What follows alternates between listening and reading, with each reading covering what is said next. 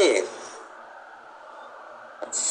La era Cenozoica comenzó hace aproximadamente 66 millones de años antes del presente.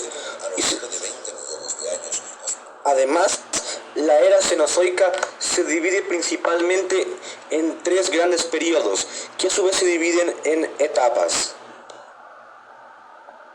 Ahora bien, el primer periodo de la era Cenozoica es el periodo Paleógeno, que a su vez se divide en tres etapas.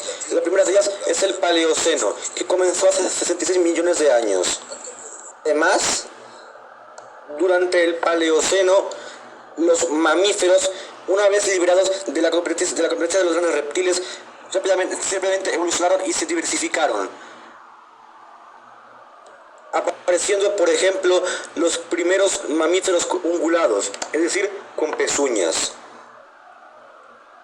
Además, también aparecieron los primeros grandes mamíferos depredadores. De este modo, los sinápsidos volvieron a tomar el control del planeta Tierra. Además, por otro lado, las aves rápidamente evolucionaron y se diversificaron para llenar todos los nichos ecológicos que habían quedado vacíos tras la extinción de los dinosaurios no avianos. Además, también fue durante el Paleoceno que vivió la serpiente más grande de todos los tiempos, la Titanoboa. En el océano, los tiburones se convirtieron en los nuevos amos y señores del mar. Al final del Paleoceno, hace aproximadamente 56 millones de años, se produjo el llamado como máximo térmico del Paleógeno, que básicamente consiste en que en lo que hoy es Groenlandia se produjo una alta actividad volcánica, lo que provocó que liberó grandes cantidades de gases a la atmósfera, provocando que la temperatura global ascendiera entre 6 y 8 grados más alta. Este abrupto cambio climático, estas temperaturas más altas, provocó el fin del Paleoceno y el comienzo de un nuevo periodo hace 55 millones de años. El Eoceno. El Eoceno comenzó hace aproximadamente 55 millones de años. Y durante este Eoceno, los continentes tenían una forma casi idéntica a la que conocemos hoy en día. Por ejemplo, Australia se había separado finalmente de la Antártida, provocando el nacimiento de la corriente circumpolar antártica, lo que hizo que bajara la temperatura de los océanos en todo el mundo. Además, durante el Eoceno, la India chocó con Asia, provocando el nacimiento de la cordillera de el nacimiento de montañas como el Monte Everest y la cordillera de los Himalayas. En cuanto a la fauna, aparecieron, por ejemplo, algunas aves no voladoras de gran tamaño, como el Gastornis, una ave no voladora de 2 metros de altura y que comía principalmente frutas y otras plantas. Al contrario, también estaban las temibles aves del terror, grandes aves no voladoras muy altas y carnívoras, que fueron muy comunes durante el Eoceno en Sudamérica. Sería también durante el Eoceno que aparecerían varios grupos de mamíferos modernos, como por ejemplo los primates, los proboscidios, es decir, antepasados del elefante, como el Moeriterium, o también los primeros grandes cetáceos. Además, también había grandes mamíferos parecidos a los rinocerontes, como el Megacerops, que pastaban en las grandes llanuras. Además, durante el Eoceno también aparecieron los criodontos, los mamíferos depredadores dominantes durante este periodo.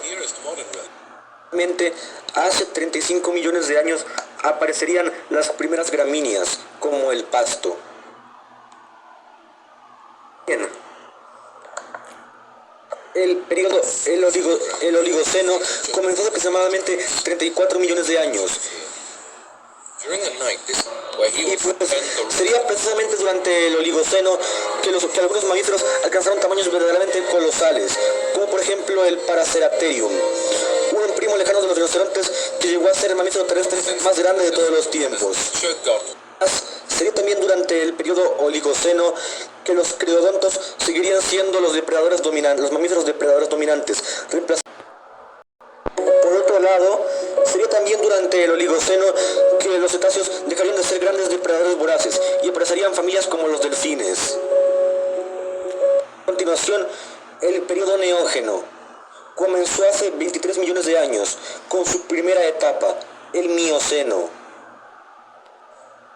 El Mioceno se vio marcado por el reemplazo de los criodontos por los miembros del moderno orden carnívora, los cuales se convirtió rápidamente en los nuevos depredadores alfa de los ecosistemas terrestres. Durante el Mioceno vivió el ave voladora más grande de todos los tiempos, el Agornis. También fue el periodo en el que vivió el famoso megalodón, el tiburón más grande de todos los tiempos. Además, durante este periodo también las especies de plantas tropicales fueron desapareciendo para dar paso a plantas caducifolias. También durante el Mioceno, las áreas de pastizales empezaron a reemplazar rápidamente a los bosques, convirtiéndose en praderas.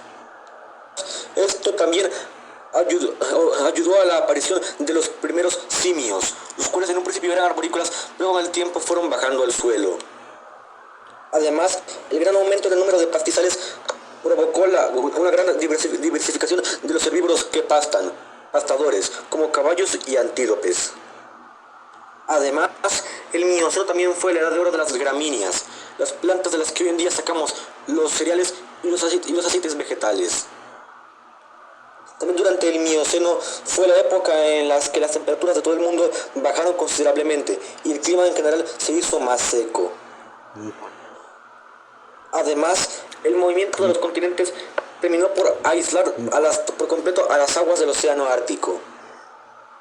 Y pues es así como de este modo, por primera vez en cientos de millones de años, ambos polos del planeta Tierra estaban básicamente aislados del resto de los continentes, lo que provocó una baja de temperaturas terrible y un congelamiento y formación en ambos polos de grandes capas de hielo. Además, estas capas de hielo recién formadas también ayudaron básicamente a reflejar la luz solar que venía desde el sol, provocando que el calor disminuyera y ayudando al enfriamiento global. La segunda etapa del Neógeno es el Plioceno, el cual comenzó hace 5 millones de años. Sería durante esta época cuando se formaron los grandes desiertos modernos del norte de África y el centro de Asia. Además, durante el Plioceno, en gran parte del mundo los bosques fueron reemplazados por ecosistemas del tipo de la tundra, la pradera o la estepa, haciendo que los herbívoros muchos herbívoros se extinguieran o se vieran obligados a cambiar junto con sus depredadores. En el continente americano se formaría un nuevo subcontinente, el puente que conocemos como Centroamérica, el cual permitiría que el famoso gran intercambio biótico americano, que consiste, como le indica su nombre, en que Norteamérica y Sudamérica intercambiaron fauna entre sí. Sino que, por ejemplo, mucha fauna del norte se mudó hacia el sur de América, haciendo que ambas faunas se mezclaran en el hemisferio opuesto. Por ejemplo, varios carnívoros norteamericanos como los felinos dientes de sable invadieron Sudamérica, provocando de este modo, acabando para siempre con el antiguo reinado de las aves del terror, que habían tenido este continente para ellas solas desde hace mucho tiempo. Otros grandes animales sudamericanos, como el Megatherium, el Doedicurus o los Macrauchenias también se vieran muy afectados, mientras que, por el contrario, algunas aves del terror o toxodontes lograron llegar con éxito a América del Norte. En cuanto a la fauna nativa de América del Norte, esta está dominada por animales como caballos, osos, lobos, bisontes, camellos y proboscideos. Mientras tanto, más al norte se congeló el puente de Beringia, un puente de tierra entre Rusia y Alaska, lo que permitió que por ejemplo, mucha fauna norteamericana llegara al viejo mundo, especialmente los camellos, mientras que fauna de Asia, como por ejemplo bisontes, mamuts y otros mamíferos, llegaron a Norteamérica y después a Sudamérica por el gran intercambio americano. Del otro lado del Atlántico, en África, aparecieron los primeros antepasados de las jirafas. Además, también apareció en África el moderno rinoceronte blanco. En el Plioceno también aparecieron los primeros antepasados del ser humano, en este caso el Australopithecus, el cual se distingue por básicamente haber bajado de los árboles y haber comenzado a andar erecto. Y bueno, gente, ya para ir terminando el video, finalmente tenemos el último periodo de la historia del planeta Tierra, al menos hasta el momento, el periodo cuaternario, el cual comenzó hace aproximadamente 2 millones de años y medio, siendo su primer etapa el famoso Pleistoceno, más que famoso obviamente por sus múltiples edades de hielo, la última de las cuales terminó hace apenas 12.000 años. Bien, durante la última edad de hielo, los glaciares cubrían casi toda Europa, y en Norteamérica las capas de hielo las capas de hielo del Ártico bajaban por el sur hasta el norte de Estados Unidos, aunque la costa del Pacífico se mantuvo más o menos libre de hielo, lo que permitió a varios grupos de plantas escapar hacia el sur. Además, fue precisamente durante el Pleistoceno. Otra cosa por la que el Pleistoceno es famoso fue porque durante esta época apareció la famosa megafauna, es decir, grandes mamíferos más grandes que un ser humano promedio, como los mamuts, los mastodontes, los gonfoterios, los perezosos gigantes, los smilodon, los leones de las cavernas, los megaloceros, el uro o los bisontes. Además, el Pleistoceno también vería la aparición de nuestro género, el género Homo, cuando algunos homínidos escaparon de África y se dirigieron a nuevos continentes.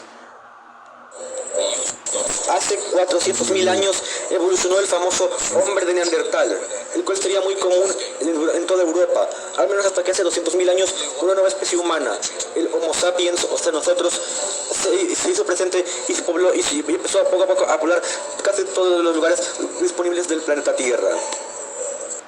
Pero en fin, hace aproximadamente 12.000 años terminó la última edad de hielo, y el Homo sapiens vive en casi todo el planeta Tierra, excepto en la Antártida. Y la mayor parte de la antigua megafauna se extingue, incluyendo de hecho a todas las demás especies de humanos. Finalmente, llegamos al último periodo de la escala temporal geológica del planeta Tierra, el Holoceno, el cual comenzó hace aproximadamente 11.700 años antes del presente. Durante el Holoceno, además, las antiguas capas de hielo que cubrían gran parte del mundo retrocedieron, dejando paso a nuevos ecosistemas, que son los ecosistemas modernos. La fauna es exactamente la misma que conocemos nosotros hoy en día. Además, todas las especies humanas están extintas, a excepción de nosotros, el Homo sapiens, el cual se ha extinguido por prácticamente todo el planeta Tierra, en su zona habitable al menos, construido asentamientos, grandes ciudades, tecnología de punta, incluso llegado al espacio. Tanto que muchos hoy en día pueden llamar a esta nueva época el Antropoceno, ya que toda la historia de la humanidad ocurre aquí.